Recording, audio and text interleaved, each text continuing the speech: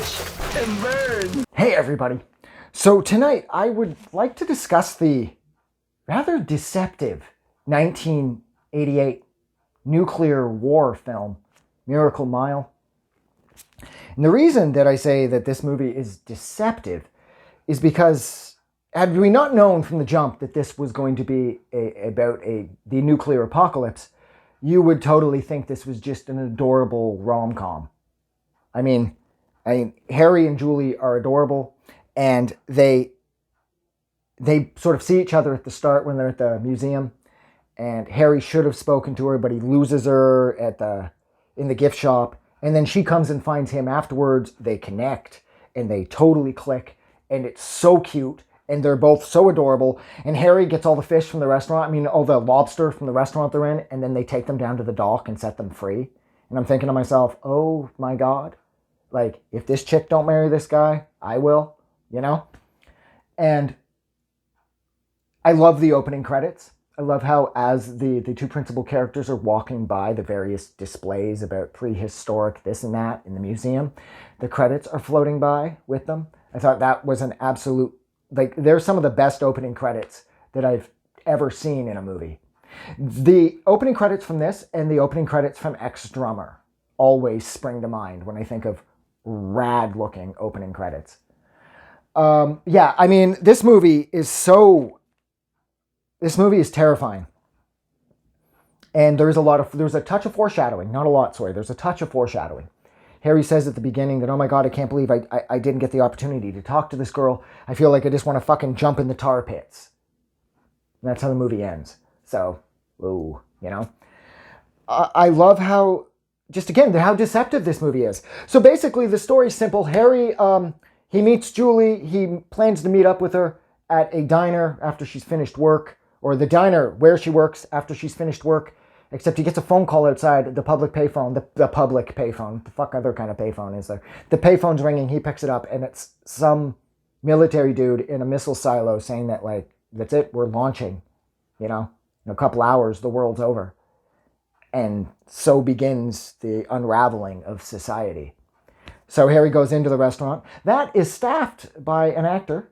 Who is it? Oh, Olan Jones. She plays the waitress, which is funny because Olan Jones, I think of playing 3 waitresses in 3 movies. I think of her how she played a waitress in this. She played a waitress in the episode of Seinfeld, The Bubble Boy. And she also played the waitress by the name of Mabel, if memory serves, in Natural Born Killers. Thought that was kind of fun. So everybody in the restaurant where I believe Julie works, they're all sort of Harry tells them about this. And one of them there is this connected stockbroker. It's the chick from Star Trek, The Next Generation, the blonde chick that everybody had a thing for back when I was a kid. And she's some big stock person or whatever, and she knows people. So she makes a few phone calls, and it turns out that it seems like it's very true. And then they take off in the restaurant's truck that they use for deliveries or whatever. And you never really find out what happens to them, unfortunately.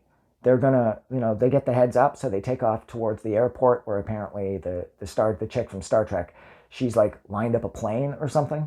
But that's it. Once Harry's separated from them, we never see them again. And I always wondered how it ended for them. Did they make it out? And if they made it out, where is out? Exactly. I'm guessing somewhere below the equator.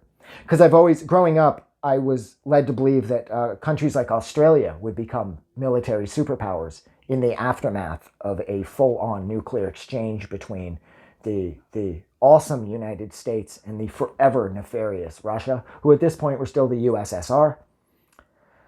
So I don't know, are they going to go head down to South America? Are they going to go over to Australia? We never find out. And the chaos that just transpires, especially the last 25 minutes or so, once the word is spread that the world is ending. People are shooting reporters and they're shooting each other randomly, and the world's falling apart, and it's scary. This movie does a really good job of going from cute to terrifying like that. It is so affecting. It is so scary. I love the first 2/3 of this movie so much, and I absolutely hate the last third just because of the contrast.